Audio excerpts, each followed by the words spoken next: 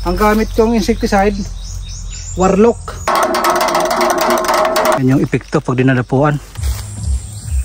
Buti na lang nag-spray tayo. So ayan mga ka-farmers, sa mga ayaw maniwala na hindi kinakain ng kambing pag nilagyan natin ng dumi ng kalabaw, papakita ko sa inyo. Ngayon naabutan ko napakaraming kambing. Kadarating ko lang dito sa ating tinanim na mga coconut dwarf. Ayan, dami yan. Tingnan natin kung mayroon kinain na nyug. Ngayon mapapatunayan natin kasi may mga comment na itabi daw yung kalabaw, yung baka at yung kambing kung talaga bang hindi kinakain. So ngayon puntahan natin kasi hindi makita nandoon sa dulo. Napakaraming kambing. Puntahan natin mga ka-farmers. Tingnan nyo yung mga nyug kung nandyan pa. Yung dahong buo pa. Silipin natin. Kaya sa mga nagsasabing hindi totoo yan at nagsasabing itabi yung kambing at baka at kalabaw, ito na lang yung sample, yung kambing. Hindi ko naman pwedeng itabi dito yung kalabaw na nasa labas kasi hindi sa akin yan. Okay, sa dami ng kambing na yan, kung hindi ko yan nilagyan ng dumi ng kalabaw, edi ubos na yung ating mga tanim na coconut dwarf. Ang mahal pa naman ang aking bilhin nito. So ayun mga ka-farmers, kita nyo kung gaano karami yan. Bilangin natin 1, 2, 3, 4, 5, 6, 7, 8, 9, 10, 11, 12 tong grupo na ito. Doon sa labas meron pero hindi sa akin lupa yon, sa ibang lupa yan. So ayan, patunay ho yan na hindi kinakain ng kambing yung ating tanim. Ang ingay-ingay ng maliit na kambing na ito. Siguro kung kinain yung aking mga tanim na nyug, iwan ko lang kung buhayin ko yan.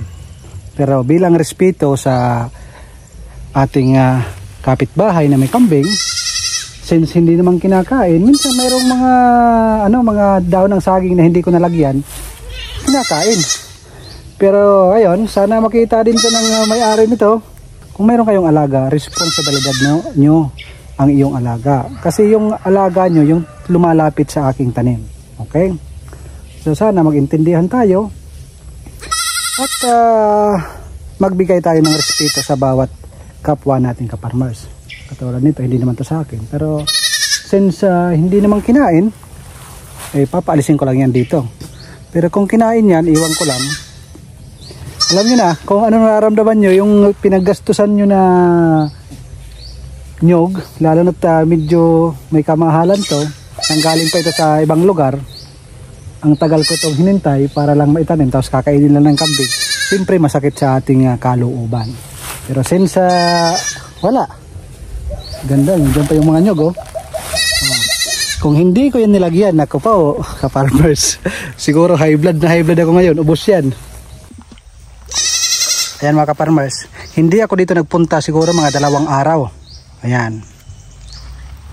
Kahit umulan, basta't may tira pa yan na ganyan, hindi yan kakainin ng kambing. Puntahan natin yung iba. Baka sabihin yung wala naman dyan yung kambing O, punta tayo dito sa malapit yung kambing. Nandito yung kambing kanya, di ba? Merong dumi yung kalabaw. Wala din kinain, di ba? Nandoon nakatayo pa. Nakatayo. Ayan. Katayo lahat mga ka-farmers. Ngayon naman ay mag-a-apply tayo ng pesticide para sa ating mga alagang nyug. Siyempre naglagay tayo ng dumi ng kalabaw. So para panangga, para hindi dapuan ng mga piste, yung ating mga beetle nut at mga iba pang mga piste sa ating mga nyug, is lalagyan po natin ng spray. So nagbili ako ng para sa pesticide para protection na rin mga ka-farmers. Habang wala pa, isprayan ko na. Kasi sabi nga nila, prevention is better than cure.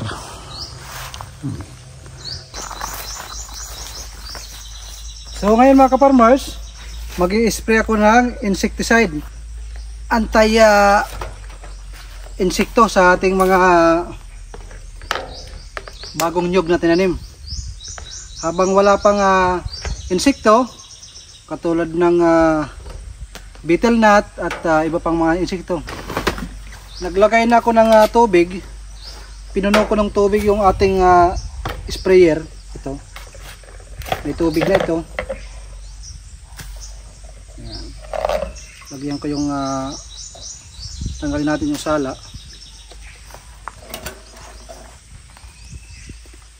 Magmas tayo mga kaparmers. Mas maganda na yung doble ingat.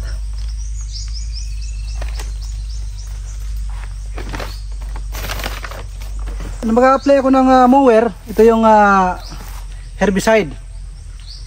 Pinagplanuhan ko ito na maayos. Uunahin ko muna yung insecticide. Kasi pag inuna ko ito, lalagyan ko dito, tapos mamaya baka mahaluan ng konti, tapos isprayan ko yung ating mga nyog.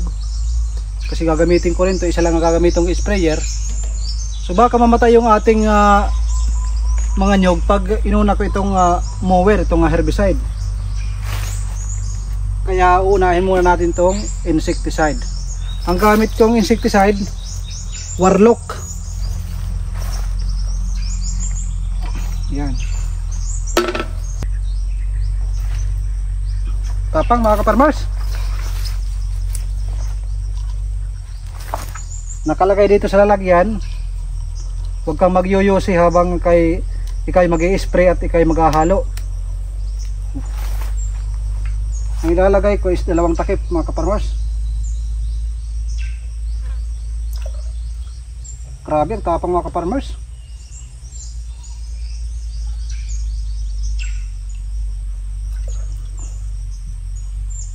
Dalawang kalahati para matapang.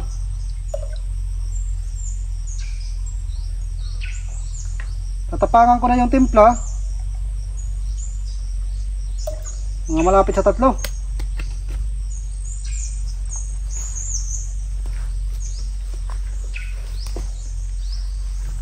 Tinapangan ko yung timpla mga kaparmers kasi maulan ngayon.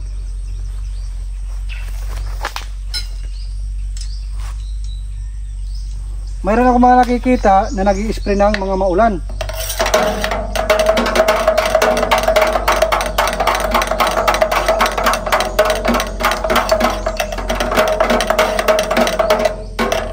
Ito yung tsura oh. Yung tubig na malinaw naging puti. Yan.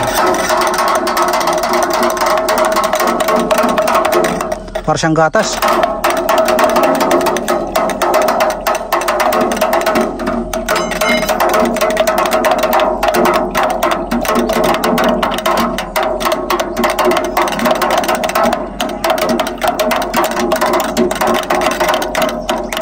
Tapang siya ka farmers, nalagyan yung kamay ko medyo mahapli ng konti.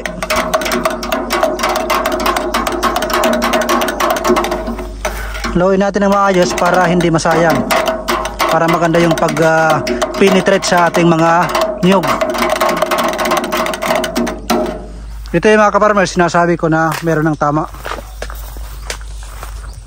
Kita ko sa inyo yung may tama na dinapuan na ng insekto.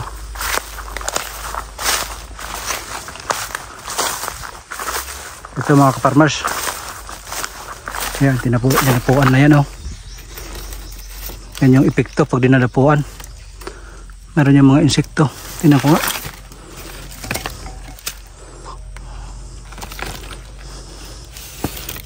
Ano na yung mga ganyan. Yung mga native ko na nyog, meron na. Ito nga dito ka-farmers, pinatay oh. Meron dito isang piraso, pinatay. Yan ang epekto mga ka-farmers oh. Namatay oh. Dahil sa insekto mga ka-farmers, dinadali. Kaya mas maganda unahan na natin habang wala pa, lalo na yung ating mga coconut dwarf. Sayang naman pag madapuan. Kaya ako tinapangan dahil kita nyo naman yung langit, parang malabo, uulan. Yung mga iba mga ka-farmers, yung nag-i-spray ng mga gulay, kahit maulan nag-i-spray yan. Ang ginagawa nila, tinatapangan lang. Kasi yung reason nila, kaya sila nag-i-spray ng maulan dahil yung mga insekto dumadapo sa mga tanim, doon sumisilong. Kaya minsan mas maganda daw mag-spray din sa tag-ulan.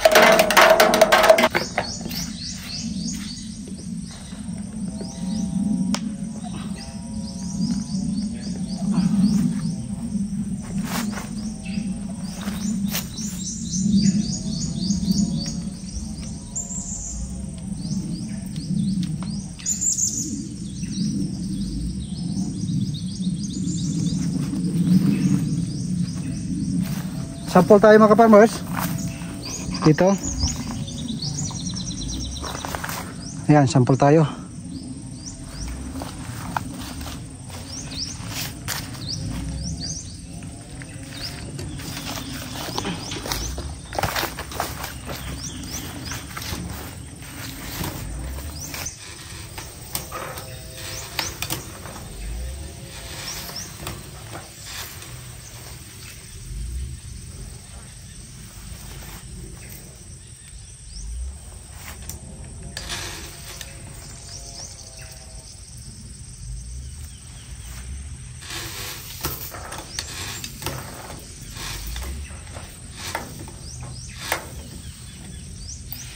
Okay, ito mga ka-farmers. Ito mga ka-farmers, ilang minutes pa lang na nag-spray ako. Meron nga mga ka-farmers, meron na nakatira. Ayan oh, ayan. Ikita nyo ba yan? Ayan. Ayan, naglalakad. Ayan mga ka-farmers. So tinitira na pala. Ayan mga ka-farmers, oh. Oh. Tinitira na pala mga ka-farmers. Buti na lang nag-spray tayo. Patay na yan mga ka-farmers. Mga ilang minutes lang yan. Yan, nangihina na. Grabe mga ka-farmers, ang tapang. Nalagyan yung likod ko, yung damit ko, oh. Mahapdi sa balat. Kaya itong jacket na para siyang sa tila ng payong, hindi siya tatago sa aking balat. Mainit kasi dito sa ibabaw mayroong singaw.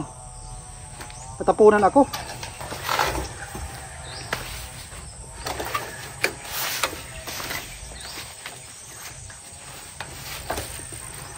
Yan.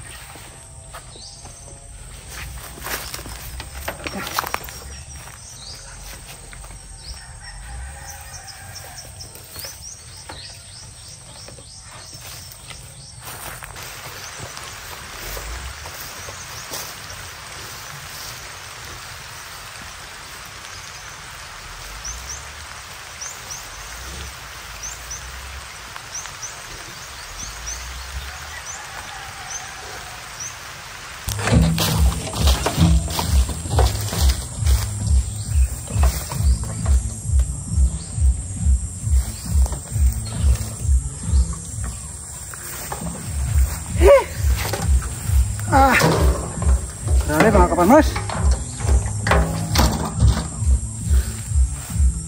Malapit sa 150 na nyug ang aking inisprehan.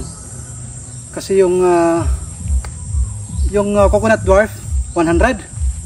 Tapos yung aking mga native na nyug, yung paikot na yan, lahat ng paikot na yan ay tinaniman ko yung native na nyug. So sinama ko yan sa pag-spray. Nakakapagod mga ka-farmers, pero ganyan talaga ang buhay farmers. Hapon na. Pumunta ko dito mga alas 2 ng hapon. Mag-a-apply sana ako ng herbicide kaso hindi na kaya, bukas na lang.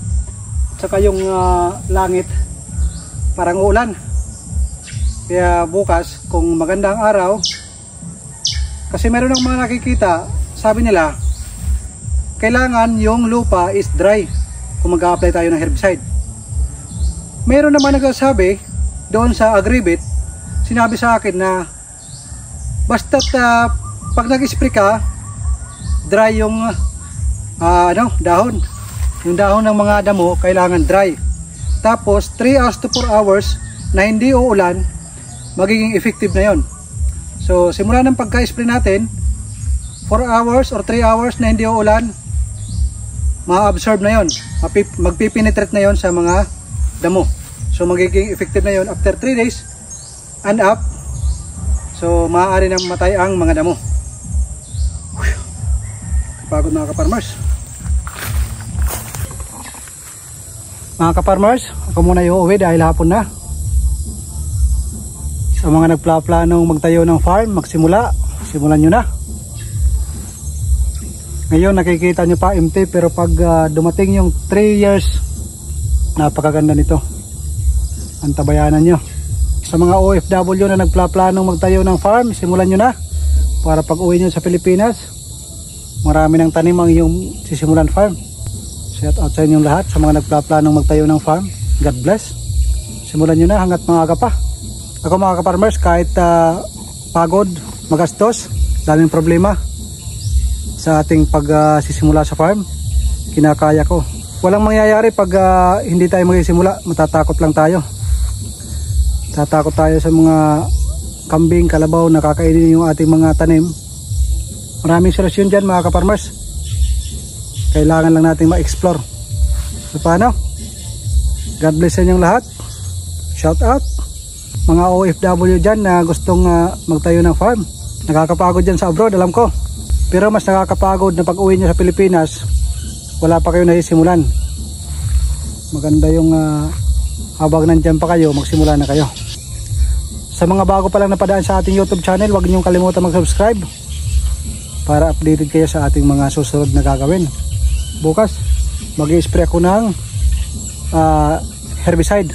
Then bawat puno niyan lalagyan natin ng, nakikita nyo mayroon na akong linagay na 5. Ayan, lalagyan ko yung puno ng tarpaulin. Meron akong hiniwa na kwadrado, lalagyan ko ng tarpaulin para yung damo hindi makatubo, para walang aagaw ng fertilizer ng ating nyug. Paano mga ka-farmers, ako muna iuwi. Nag-aantay na yung aking service. Ay, naka-ready na.